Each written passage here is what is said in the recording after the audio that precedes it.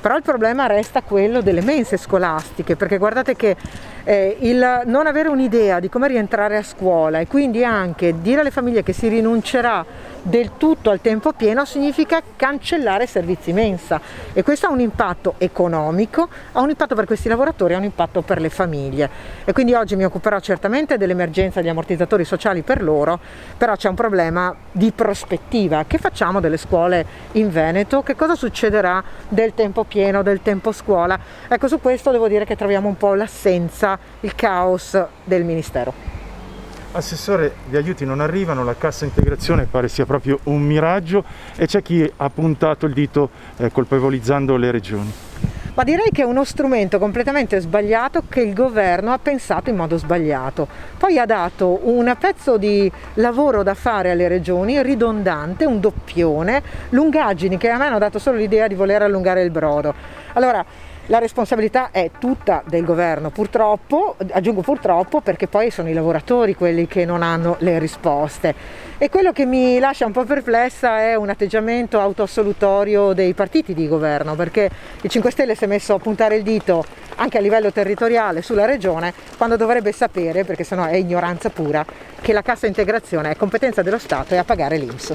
Assessore, lei da subito, dall'inizio di tutta questa vicenda, ha avuto delle opinioni chiare e soprattutto molto forti. Vuole lanciare un ulteriore messaggio al governo a questo punto? Che questo strumento dell'ammortizzatore sociale così com'è è sbagliato, non serve assolutamente ai lavoratori e neanche alle imprese.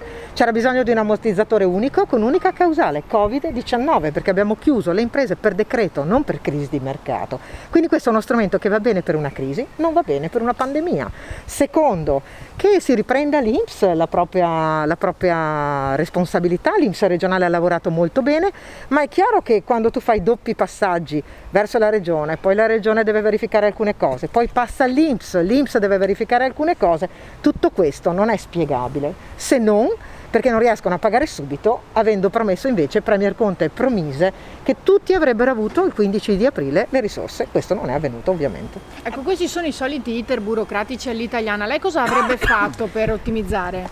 Io avrei fatto un unico ammortizzatore, Agenzia delle Entrate avrebbe pagato tutto alle imprese, le imprese avrebbero continuato a pagare i propri lavoratori in modo ridotto. Questo è il meccanismo di pagamento diretto dell'INPS che stanno dicendo che per la prossima tranche sarà attuato senza passaggio attraverso le regioni, così leggevo.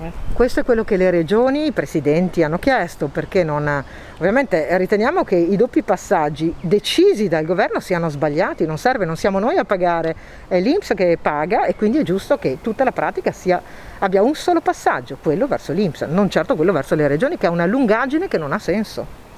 Torneranno tra i banchi i nostri ragazzi e in che modo? È una domanda appropriata. Torneranno tra i banchi quando non è stato detto. Come non è stato detto? Io sono molto preoccupata dell'approccio che il ministro all'istruzione ha avuto.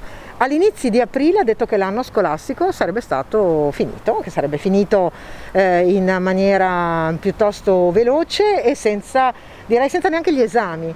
Poi ci ha ripensato, ha rimesso gli esami anche se a distanza. Poi ha deciso che la modalità potrà essere a settembre, ma il calendario scolastico non ha le proprie competenze. Allora, il Ministero dell'Istruzione sta facendo molta confusione, sta generando confusione anche nelle regioni. Noi riteniamo invece che se ci sono le condizioni di sicurezza i ragazzi possano tornare a scuola, anche perché no a giugno.